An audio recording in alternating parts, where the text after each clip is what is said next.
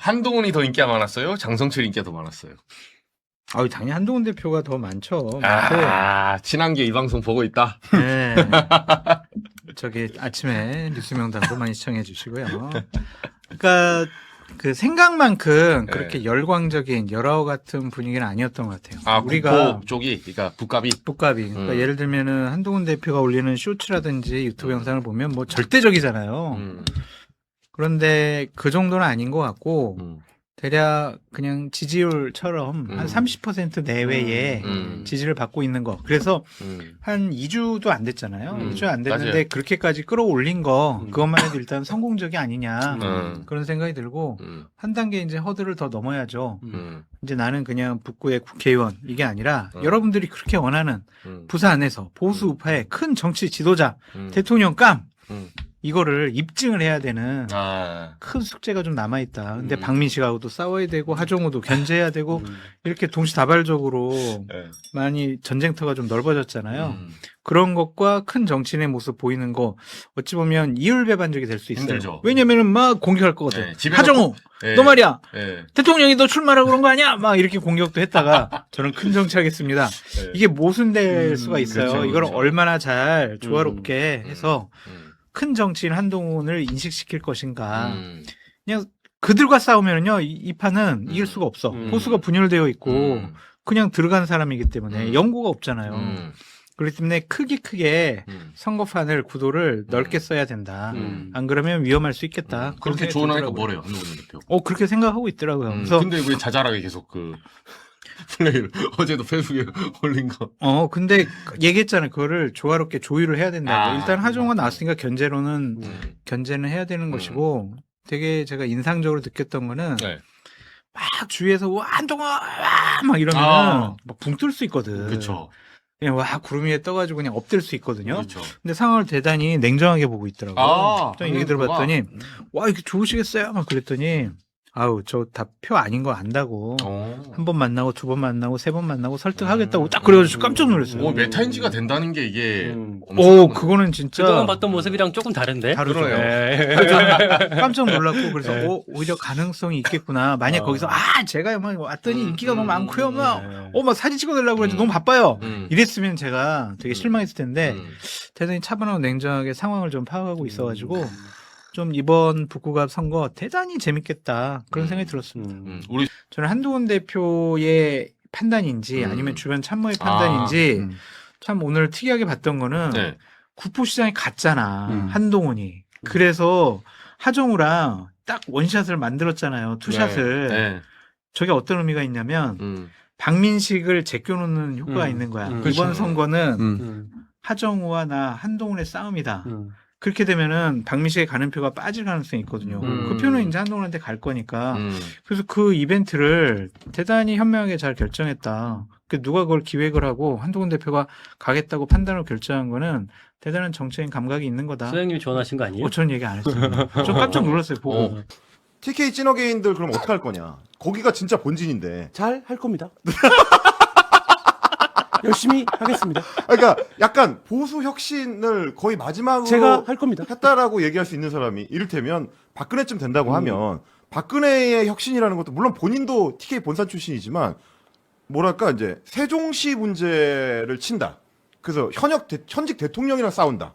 이런 그림을 만들거나 굉장히 본질적인 문제잖아요. 그러니까 뭐 지방 분권 문제에 있어서 나는 대통령이라도 싸울 건 싸운다. 이걸로 가거나. 근데 한동훈의 정치라는 게 네. 지금껏 자기 콘텐츠로 뭘 해본 적이 한 번도 없어요. 그러니까. 예를 들면 한동훈은 어쨌든 처음에 정치판에 등장할 때 윤석열의 2인자로 등장한 거잖아요. 그렇죠. 그러니까 윤석열의 장악력이 맥스일 때 그 맥스의 힘으로 등장했던 거였고 그러다가 정치를 하는 과정에서 윤석열의 이러저러한 문제가 불거졌을 때 그거를 도저히 못 가거나 그냥 지나갈 수 없게 됐을 때도 제대로 못 나섰어요. 예를 들어서 한동훈이 특검법을 빨리 통과시켰다면 윤석열이 비상계엄 할 타이밍을 놓쳤을 수도 있죠. 왜냐하면 수사가 막 시작되고 그렇죠. 하면 수사가 시작되는 중에 비상계엄을 하는 건 너무 명분이 없는 짓이 될 테니까. 그렇죠. 근데 이제 그런 시기들을 실기한 거거든요. 근데 그래서 뭐 그게 한동훈 책임이다 이런 얘기를 하는 게 아니라 정치인 한동훈이 한 번도 자기 콘텐츠 이것은 나의 판단, 나의 결행으로 뭔가를 한 적이 없다. 그거를 유일하게 했던 게 언제냐? 한독수와의 기자회견밖에 없다. 나의 그 오리지널이죠. 오리지널이죠. 그거는 뭐 대한민국 역사에 없던 일이니까 네. 오리지널 콘텐츠야. 그거 한 번 정도를 제외하고는 제가 보기에 한동훈은 늘 그냥 반사체예요. 그러니까 스스로 발광하질 않아요. 그렇죠. 근데 우리가 반사체 정치가 어떻게 되는지를 두 명으로 알 수 있죠. 처음에 우리가 뭐라 그랬습니까? 윤석열이 반사체였어요. 아 맞아요. 윤석열도 반문의 네, 반사체. 반문의 반사체였죠. 네. 그리고 이제 조국의 반사체였죠. 그때. 그 윤석열이 추미애의 반사체였고. 그렇지. 그러다가 그 윤석열이 후딱 어떻게 하다 대통령이 됐잖아요. 네. 그러고 나서 또 반사체가 누가 있었습니까? 이준석이 있었어요. 그렇죠. 이준석은 늘 보수의 반사체였어요. 늘 이제 말하자면 꼰대 보수의 반사체. 꼰대 보수의 반사체. 그래서 근데 어쨌든 그 이준석도 대구에서 연설이라든지 광주에서 연설이라든지 이런 걸 통해서 본질로 들어가잖아요. 네, 자기 콘텐츠를 밝힌 거예요. 근데 한동훈은 지금 부산에 내려갔지만 아직도 자기 콘텐츠가 없어요. 그러니까 지금 헬마가 얘기한 대로 보수 재건을 얘기하는데 그러면 내가 그동안의 기득권 보수가 이런 거였는데 나는 그렇게 안 한다. 그렇지. 뭐 이게 아니에요. 누구라도 지금 나의 손을 좀 잡아주면 내가 좋지 않을까? 뭐 이런 거예요. 그러니까 저는 그래서 처음에 대구를 고민을 할 때 그래 차라리 그게 낫다. 그러니까 아예 그냥 본진으로 들어가서 여기서 내가 승부 본다. 이른바 이제 한국 보수를 망친 사람들이 거기 다 있으니까 거기 12명 국회의원이 전부 다 그 구태예요. 이 사람들을 내가 쓸고 뭔가 정리를 하고 여기서 다시 시작하겠다라고 하거나 아니면 부산에 갔어. 그러면 지금 가면서 처음 했던 얘기가 뭡니까? 김현철 씨가 자기 지지했다고 하면서 김영삼의 맥을 잇는 뭐 보수 본사를 지키겠다 뭐 이런 얘기 했는데 그럼 김영삼의 정신이라는 거는 쓸어버리는 거잖아요. 3당 합당 아니에요? 아니, 3당 합당이지. 뭘 쓸어요, 쓸기. 내가 놓쳤네. 네. 3당 합당으로 가면 약간 얘기가 되네요. 3당 합당으로 가면 박민식이랑 단일하면 되지. 3당 합당이니까. 보수가, 부산이 언제부터 저렇게 보수가 됐습니까? 3당 합당하고 나서부터잖아요. 김영삼 정신으로 내가 목이 매네. 3당 합당으로 돌아가겠다. 네. 그런 정신으로 간다. 나는 민주화운동을 한평생 해왔지만 나의 집권을 위해서라면 군부와도 손잡을 수 있는 뭐 이런 거로 가는 거죠. 아니 그거는 그 유권자들을 지금 2026년 유권자를 설득할 수 없잖아 그걸로는. 없죠. 그러니까 강한 3등.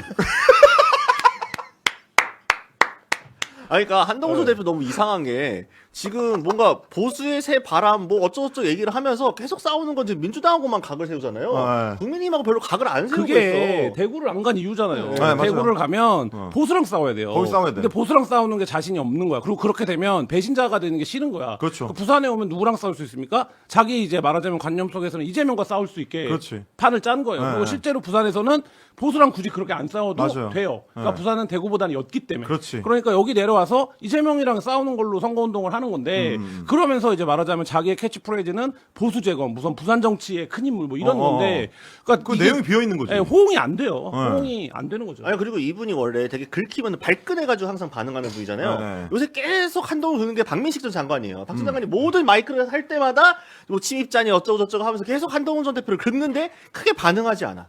왜냐면 단일화할 수도 있으니까. 네, 그리고 정말 보수의 바람 이렇게 긁으면 본인이 쿨하게 백의종군 하겠다고 박민식 장관 지지선언하면 돼요. 박민식에게 밀어주겠다라고 하면 거기서부터 뭐 하겠지. 근데 그게 아니잖아요. 본인이 갈아먹을 건 갈아먹으면서도 국민의힘과 나름 세우기는 싫어. 그러고 나니까 이제 하정우 수석만 패는 건데 그렇다고 막상 만났는데 못 패. 만났더니 웃으면서 막 SNS로 막 이렇게 키베 뜨다가 막상 오프 뜨면 안녕하세요 이런 사람은 똑같은 거지. 그 옛날에 그럼 보수 지지자들 뭐 국민의힘을 지지하든 개혁신당을 지지하든 뭐 무당층에서 어떤 이번에 국민의힘 지금 하고 있는 걸 보니까 마음에 안 들어. 그래서 한동훈 대표를 오히려 지지할 수 있는 여지도 있지 않을까? 그게 이제 한동훈 대표의 지지층이죠. 예. 근데 이제 지금 여론조사 여러 가지 나왔지만 예. 1위를 하지는 못하고 있잖아요. 그렇죠. 리미트가 걸려있는 느낌이에요. 상방이 있습니다, 확실히. 그러니까 보통은 당에서 억울하게 쫓겨나고 뭔가 순교자의 이미지가 있으면 그게 유승민 대표든 유승민 대표를 따라갔었던 과거의 새누리당 의원들이든 간에 꼭 여론조사 1, 2위를 항상 기록했었어요. 특히 유승민 대표도. 근데 한동훈 대표는 좀 상방이 있다는 느낌이 좀 들거든요. 이제 그런 지지층으로 하면서 선거를 해야 되는 거고 이른바 속된 말로 깔딱고개를 넘어야 되는 건데 그건 선거 캠페인으로 가능한 건데 과연 선거 캠페인으로 한동훈 대표가 그걸 유권자들한테 소구할 수 있을까? 그러니까 김근식 교수 같은 경우에는 이제 뭘 한계라고 본인을 표현을 하시는데 이제 조직이 하나도 없어서 지금 한동훈 대표가 조직을 만들어야 되는데 지금 어차피 지역 선거는 조직인데 조직이 없는 한동훈 대표가 상당히 이런 부분에서는 좀 불리할 수도 있다. 본격적으로 들어갔을 때는. 제가 생각했을 땐 저는 조직이라는 건 되게 허상인 것 같고요. 뭐 사실 동탄에서 이준석 대표가 조직이 있었던 건 아니잖아요. 그렇죠. 그러니까 되게 하나만 말처럼 들릴 수 있는데 그게 진정성이라고 생각하거든요. 그 진정성은 선거 캠페인으로 들어갑니다. 그래서 이준석 대표가 100개 단지 다 돌면서 영상 찍고 그걸 바이럴 해가지고 기사 나고 주민들이 이렇게까지 노력을 하네라는 게 막 이게 소구가 되니까 이제 표가 오는 거거든요. 한동훈 대표가 그런 노력을 기하할까? 지금 영상들을 보면 북구에서 선거 운동하는 거 보면 많이 돌아다니시잖아요. 많이 돌아다니는데 네. 그게 다예요. 에? 그게 답니다. 제가 잘하겠습니다. 제가 북구를 위해서 열심히 잘하겠습니다. 아니 샵 북구북구 한동. 그러니까 그 이상의 감동을 줄 만한 이벤트가 아직 보이지 않기 때문에 그리고 뭐 자필 편지 뭐 이렇게 이준석 대표를 뭐 따라한 건지 모르겠지만 본인의 페이스북에도 올렸는데 그 차이를 모르는 거예요. 자필 편지를 하더라도 이준석 대표는 그 예비 후보자 홍보물이라고 해서 유권자들의 이름을 다 달리 해가지고 봉투에 이름도 달리해서 이렇게 18,000장을 뿌린 거예요. 근데 그냥 나 자필 편지 썼으니까 만족한다라고 한다면 아까 말했던 그 고개를 넘어가지 못할 거다. 하여튼 그래도 뭐 무소속으로 가서 얼마 되지 않은 기간인데 그래도 최소한 지금 박민식 후보와 비슷하게 지지율이 나고 있다는 부분은 상당히 한동훈 대표로서는 상당히 좀 고무적이지 않을까. 한동훈 대표 입장에서 봤을 때는. 아니 제가 아까 해시태그에 보니까 북구 한동훈이라고 붙이시더라고요. 뭐 뿌꾸뿌꾸까지 이제 진화를 했는데. 네, 붙이시더라고요. 네. 근데 저는 그래요. 그러니까 이준석 대표 그 동탄 캠페인을 저도 이제 근처 지역구였기 때문에 이제 그렇죠. 주의 부산 깊게 바로 옆에 봤었거든요. 네. 근데 사실 이 공중전에 능하시잖아요. 아무래도. 근데 그럼에도 불구하고 지상전을 엄청나게 열심히 했단 말이죠. 마지막에 무박으로 네, 자지 않고 계속 자전거 타고 지역민 만나고 거의 탈진할 정도로 했던. 그래서 막판에 그게 사람이 너무 열심히 저 사람이 팬이 내가 사실 예를 들면 민주당 지지자인데 뭐 이준석 대표가 맨날 동네에 그냥 눈에 들어오는 거야. 근데 너무 열심히 하고 저러다가 쓰러지겠네 젊은 사람이 이러면 짠해가지고 또 만약에 맞아요. 표가 정말로 이게 지역구는 가요. 근데 그러려면 정말 나를 내려놓고 모든 걸 던졌다라는 진심으로 호소를 해야 그 깔딱고개를 넘는 건데 그거를 넘기가 쉽진 않을 것이다. 뭐 길거리에서 내가 북구에 붕어빵을 샀어. 뿌꾸뿌꾸 붕어빵. 이렇게 해가지고 먹고 있는다고 이게 진심이 되느냐. 그건 아니거든요. 그러니까 저도 지역구에 모르는 지역구 나갔지만 정말 운동화 빵꾸 날 때까지 떴단 말이에요. 제가 그때 그 40일 정도 좀 넘게 선거 기간을 하면서 정말 앉아서 밥을 먹으면 표 떨어진다는 얘기 들으면서 했어요. 네네. 근데 그렇게 해도 그래도 쟤 우리 사람 아니잖아. 그 소리 제가 안 들으려고 그 오산시 지도에 있는 온갖 그 지도 안에 그 뭐 시장이 어디 있는지 학교가 어디 있는지 도로가 몇 번 도로인지 이걸 전 다 외워가지고 칠판에 그리는 쇼까지 다 했어요. 다 외워서. 그러니까 그런 정성이라도 있어야지 외부 사람한테 표 하나 줄까 말까인데 지금 20%가 나오는 이 지지율은요. 그래도 사람들 마음속에는 맞다. 그 사람 대권 주자지 대선 주자 차기 대선 주자였던 사람이지라는 그게 있어서 일단 공중전으로 가장 많이 끌어올린 최상위가 지금 20%대 초반인 거라고 저는 생각을 해요. 그리고 시간이 가고 우리가 지금 당 차원에서 어떤 후보를 도울 수가 없어요. 왜냐면은 이게 경선이 안 끝났기 때문에. 근데 이제 박민식 후보로 만약에 뭐 되거나 아니면 다른 분으로 되거나 뭐 정해진다. 그럼 당에서도 이제 열심히 총력을 다할 겁니다. 비록 주말에 저는 이거를 해당 행위라고 개인적으로 생각을 하지만 이제 서울이 지역구인 분들도 부산에 내려가서 다음에 방송에 나가서 부산 지역 민심을 이제 서울시 의원이 전하고 있고. 그러니까 배현진 서울시당 위원장은 지금 부산의 민심의 밑바닥 민심은 지금 한동훈이다라고 인터뷰에서 밝히셨어요. 근데 이제 또 막상 이제 누군지 뻔히 아는데 워낙 유명하신 분이라 그렇죠. 택시를 탄 택시 기사님이 되고 안 될 거라 이렇게 하진 않거든요. 손님인데. 그래서 그렇게 열심히 다들 이제 총동원해서 돕고 있는 게 지금 20%대라고 하면 결국에는 시간이 가면 갈수록 국민의힘 후보한테 몰릴 표는 결국엔 다 모인다. 그러니까 양당 체제로 갈 것이다. 우리나라 지금 선거가 다 그랬습니다. 장해찬 전 부원장이 이걸 너무 잘 아는 사람이 경험자이기 때문에 그래서 그렇죠. 그렇게 분석을 한 거죠.